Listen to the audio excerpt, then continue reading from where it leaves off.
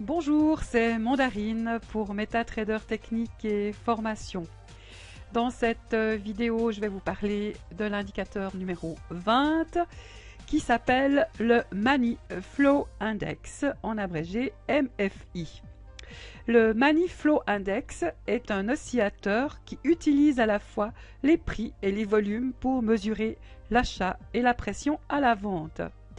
Créé par M. Jen Kwong et Avrum Zuldak, le MFI calcule le prix typique pour chaque période. Le débit de l'argent est positif lorsque les prix sont en hausse, achat de pression, et négatif lorsque les baisses de prix ont lieu, pression à la vente. Un ratio positif et négatif d'écoulement de l'argent est quasi semblable à l'indicateur RSI, qui est un oscillateur qui se déplace entre 0 et 100 comme le MFI.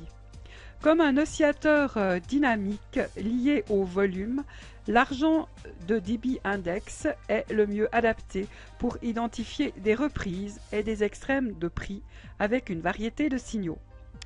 L'analyse de cet indicateur ressemble à celui du RSI.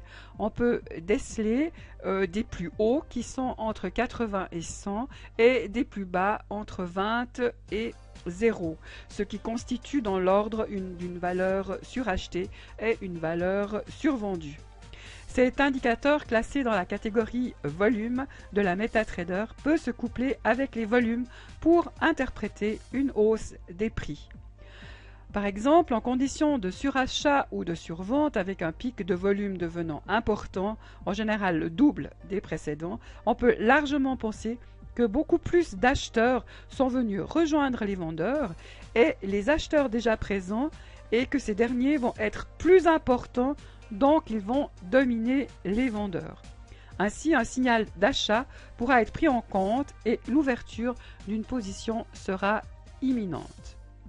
Néanmoins, en zone de surachat ou de survente, les divergences sont d'une extrême efficacité pour déterminer des continuations de tendance ou des retournements et donc des points d'entrée en position. La divergence classique déterminera un retournement.